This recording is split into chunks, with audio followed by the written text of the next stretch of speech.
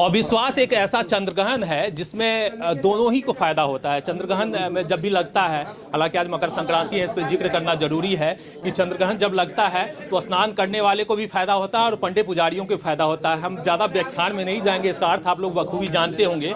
मिथिलांचल में से बिलोंग करते हैं तो इसका अर्थ बहुत अच्छे से जानते होंगे कि किन्हें किन्हें फायदा होता है। अब किन किन को फायदा हुआ आज मकर संक्रांति में इस ग्रहण से, और विश्वास का ग्रहण जब निकले तो किसको इसको फायदा हुआ? आपके चैनल के माध्यम से समस्त मधुबनी जिला वासियों को धन्यवाद करना चाहूँगी। फ़ायदा पूरे ज़िला का हुआ है।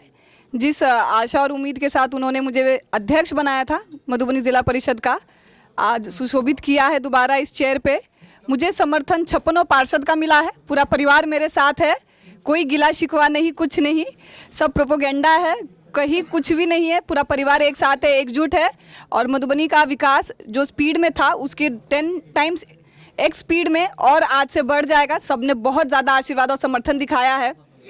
किसी से ये बात छुपी नहीं है कि पंचायती चुनाव सच में बहुत संघर्ष वाला है। मैंने एमएलसी चुनाव के समय भी कहा था, विधायक सांसद बनना सच में आसान है, लेकिन एक जिला परिषद मेंबर, एक वार्ड सदस्य और एक अध्यक्ष बनना, खासकर वो भी एक वुमेन एम्पावरमेंट के नाम पर एक महिलाओं को रोकना, ये कहीं ना कहीं मुझे दिखाई दिया। लेकिन सबकी आशीर्वाद दुआ से बहुत सक्सेसफुली हम लोग आज वापस इस चेयर पे बैठे हैं, आप लोग के आशीर्वाद दुआ से। तो सबको मैं धन्यवाद करना चाहूँगी। चंद्रग्रहण लगता है तो मिथिलांचल में गंगा स्नान की परंपरा है, और विश्वास का ग्रहण लगा तो स्नान तो आप करके आ गई, लेकिन अविश्वास में जो फायदा किसको हुआ और नुकसान किसको हुआ है, थोड़ा सा आपके नहीं, 56 पार्षद का फायदा है, पूरा मधुबनी जिला का फायदा, नुकसान किसी का नहीं है। बड़े बड़े राजनीतिज्ञ आपके पीछे थे जब लगा कि चुनाव में आपके विरोध में बड़े बड़े राजनेताओं हैं। लगभग मधुबनी की जो राजनीति है पूरी एकजुट हो गई थी, एक केंद्रित हो गई थी।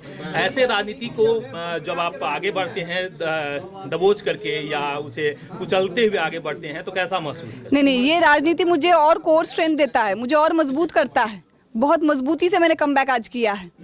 तो ऐसा कुछ भी नहीं है कि हम लोग निराश थे। हम लोग पूरा श्योर थे कि इस चेयर पे सुशोभित वापस हम ही करेंगे, क्योंकि मैंने इस चेयर के साथ या इस पद के साथ कभी बेईमानी नहीं की।